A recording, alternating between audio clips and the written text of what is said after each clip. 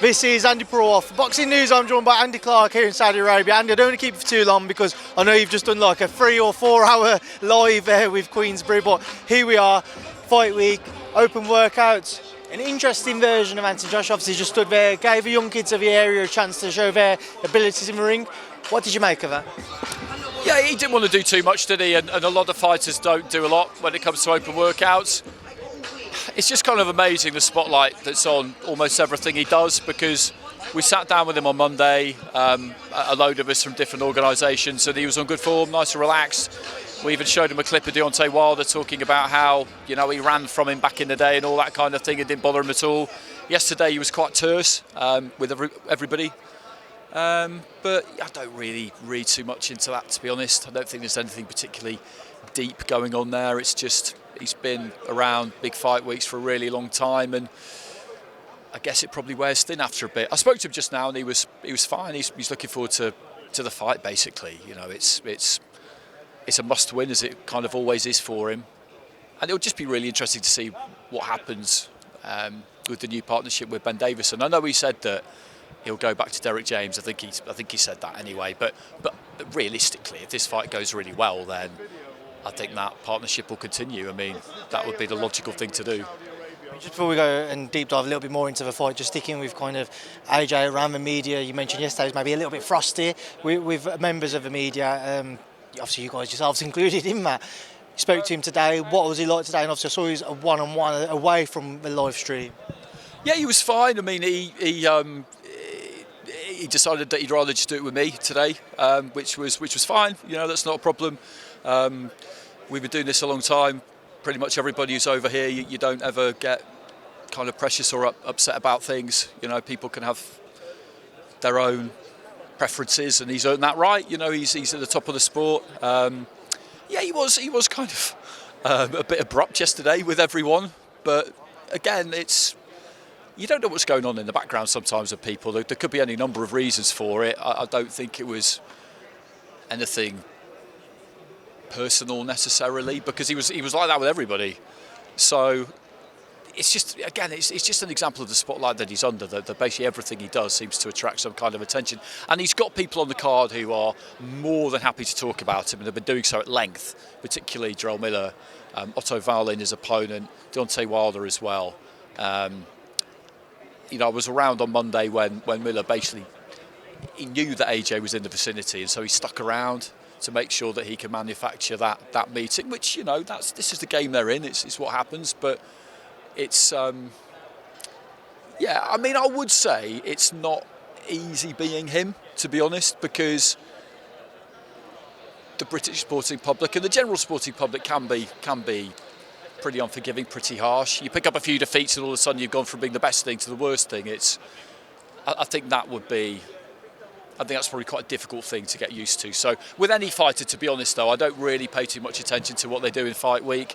I certainly never take any offence at any of it, because, you know, they're getting ready to fight, you know, and as much as we do what we do, we'll never know what that's like.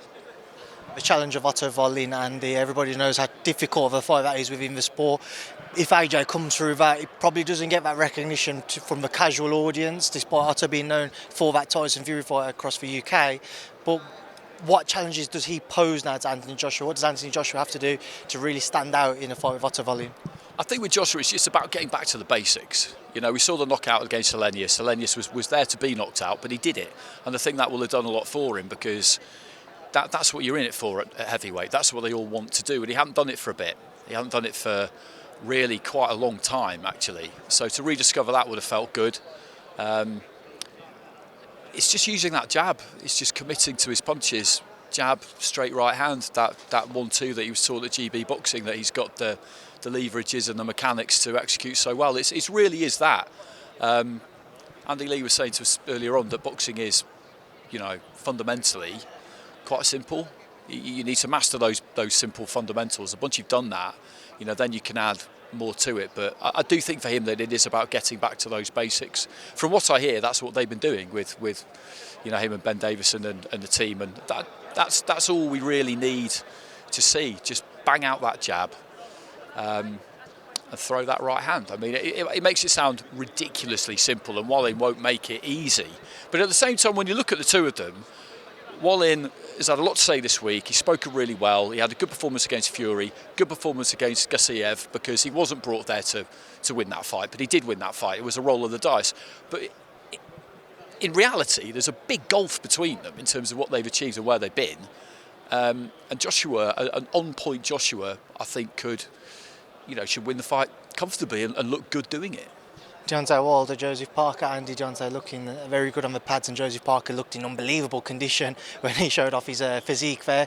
What goes down in that bout? I think you make Wilder the favourite. I make Wilder the favourite anyway, but I do give Parker a real chance in that fight because there's a real confidence about them. They're convincing him and Andy. It's not gung-ho, it's not macho, it's just these are two people who've been in the sport a really long time.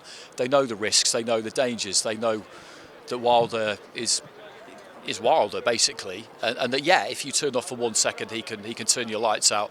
But that's true the other way around. Parker is a perfectly respectable puncher, and if he catches Deontay Wilder will go down as well. They feel like they've got a chance in that fight. They feel like they will get opportunities. It could be that you get caught with something from Wilder from a crazy angle early and it's over. That can happen. It can happen to anybody. But they took that fight because they think they can win. Andy said, didn't he, to you, I think, that he would never put a fighter of his in the fight if he didn't think they could win, which is sensible. I mean, people do sometimes for financial reasons or what have you, but they absolutely believe they can win, and I believe they can win. I think it's probably more likely that Wilder wins, but I believe they can win. The Andys are taking over Saudi Arabia, and just a final one. Obviously, there's been a lot of talk about that Wilder-Joshua fight taking place next year. Listening to the reports being out here, seems to be the case that will go ahead. If that's deemed to be true, though, what's the benefit of AJ fighting somebody like an Otto-Wallin, which is a southpaw fighter, compared to an orthodox in Deontay, and two completely different styles at that?